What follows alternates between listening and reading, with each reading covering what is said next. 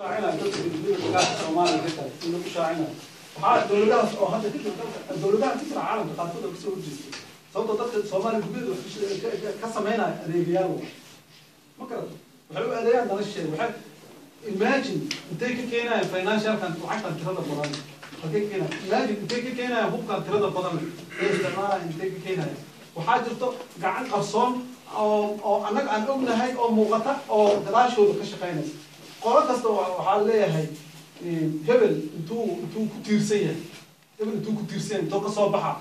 انتو كتيرسية طفى من كتيرسية صومالي بدكم مدشوا كنت مكان كواس كتيرسية هنا مركز صحيح كتير يا بلاويات كذا أيضا نقول لك ما أعرف أنت تدور صومالي اللي أما يروح سوقنا أما بالك قف قول لي سكولي بقى لبقى فاسود ما كم هل بفاسود حتى أنت استحول أنا اللي سود يا ده كان اللي مركز إيه وراح أقول شيء مركز ماشي إن كلماتنا وتاجرنا ضدنا ولا دوها مش محل وراها يستعصوا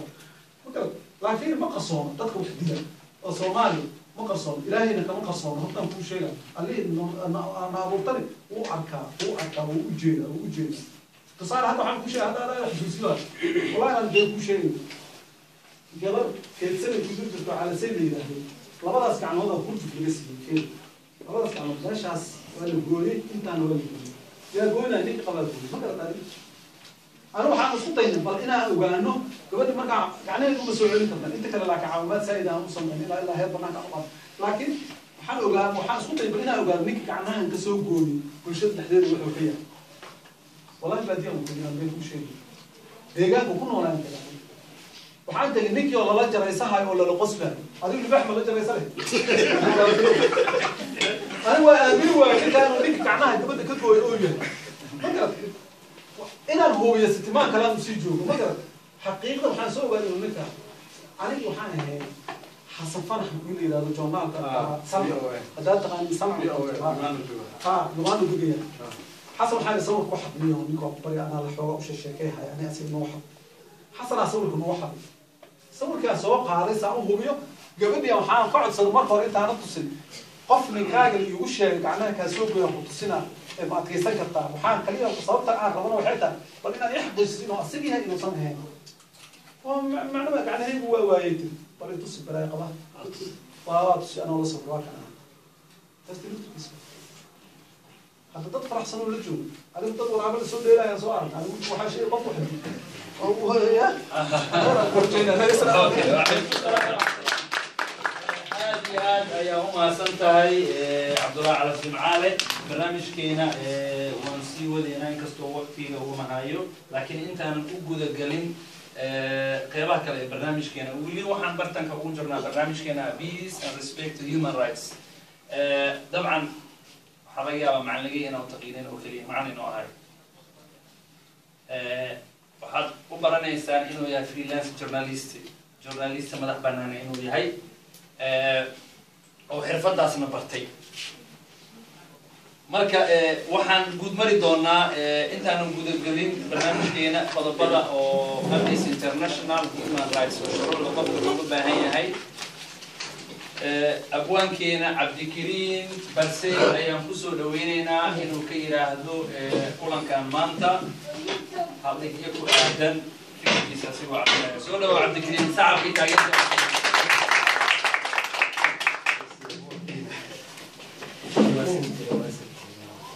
مركز أركض عمود لو حياة أنا هين إن لا يكون الماما مركز أول مي لكن مرتين ولكن أقول يعني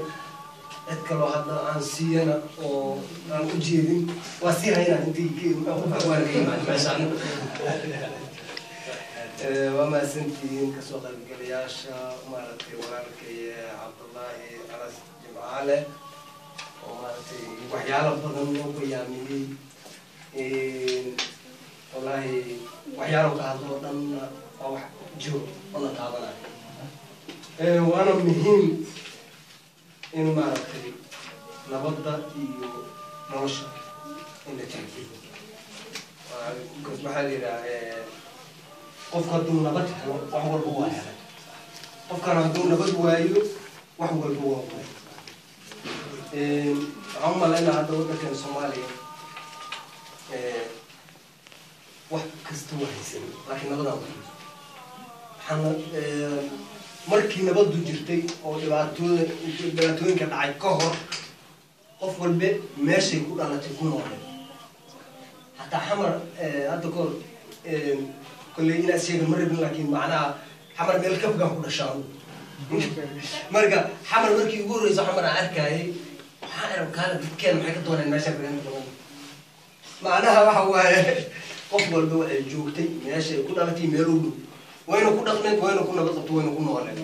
laakiin in meelaadan tegi jirin aad tagto waxaa kuu keenayso mararka qaarkood nolosha inay ku geyso sida hadda maanta meesha aan ku noolnahay umalay maayo 12 sano ka hor inaan ku fakarayay inaan meeshaan imaado laakiin waa imi marka waa wax wanaagsan marka inkastoo muddaduna asmaaduna degdeg ugu ahayd oo maaragtay aan muddo baaraan tegin waxaa manana laga bartay haddaan dadka soo hor istaago inaan wax un sugaan ka dhawaajo laakiin waa ka cudur daaranayaa waa jiraan erayo hadda koor aan ku marka qaarkood waxaa ku galayso oo dadku marka qurbaha yimaadeen dad badan ayaa wax iskaga bedeleen aniga anu ka mid ah waddankii waxa uu yahay iyo waxa uu ii galo iyo waxa uu ii gooyo jacaylkiisa inta badan waxaa laga yaabaa markaan ka soo baxay inaan ogaado bcause haddaadan gurigaaga intaa ku jirto ma ogaanayso gurigaaga waxa uu yahay laakiin maalinkaa guri la-aan kugu dhacdo meelaha seexata aaweyso waxaa leedaha wallahi guri ahaysi jiro guri aan lahaa marka anigu waxaan ka mid ahay inta markay qurbaha yimaadeen dareemay waddankooda waddannimadu kusoo maaxatay marka waktiga oo yar waa soo gaabinayaa laakiin walaalkii markuu ka dhawaajiyey waxaa jiro ama qabqabal ha noqdo ama maaragtay qof shaati uu rabaa soo gasho qofku dan uu leeyahay oo rabaa inuu gaaro waxuu rabaa marka shacabka inuu jaranjaran oo rabo inuu ku gaaro inuu ku koro gabay hadda kor aan curiyaa jiro laakiin ma soo wada koobi karo meelo yarara raba inaa kasoo taabto marka shacabka waxaa loo baahan yahay wax ayagu ay rabaan inay socdaan laakiin qofka danaystaa waxa uu rabo inaysan u socodsiinin waxaana inta badan dhibaato nagu soo gaartay dad dan gaara leh inay tooda naga maqoonsadaan waxaana taas u daliile waxaa yahay baalkii waxaan kasoo gaabiyey shacab yahow waxay qaban karaan qola u daynaya shacab yahow qabiilkiiyo xumuhu qariyo laabtooda shacab yahow la qaybiyey oo qolaba meel joogto shacab yahow la qaybiyoo qolaba meel joogto shacab yahow qulqulayee tahriib qaajo qulaya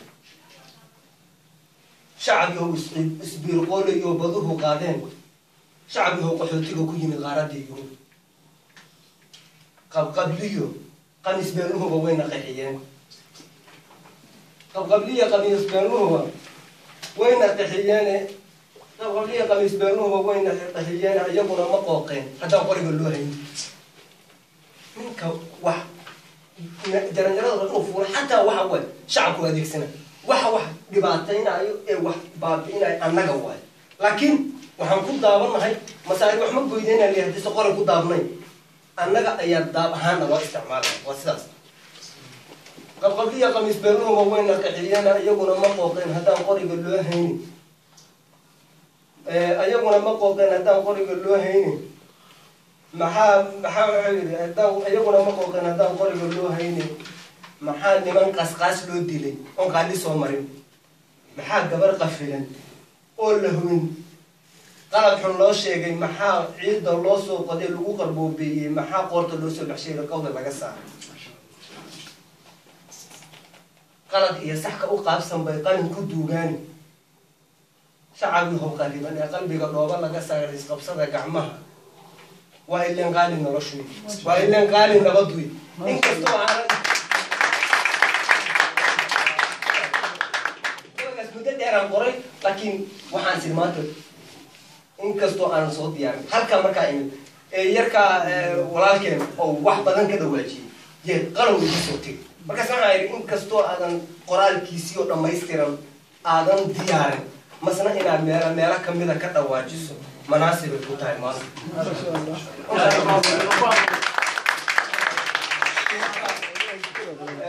gabayo badan oo kale wadamada diyaar ugu jiraan laakiin waqtiga dartiisa looma saamaxayo marka waana ka raaligelinaa bulshada kalba ku aqoonta yar kuna liitanahay laakiin maadaama magacayga maarata la yiri waan ka xishooday inaan maaragtay aan idhaho suma istaagayo waxaa la gaaray xilligii salaadii ragga inta ayay ku deganayaan salayaan inta ku keenaa insha allahu tacaala intay ku jameecsanayaan dumarkana meelaan geena ay ku dukadaan kadibna waxyaraan ku degani doonaa cashirkeena ahmiyadiisa qeybihii ka dhignaay waana dhiigeena insha allahu tacaala marka intaasaan codsanaa salayga intaan keenina marka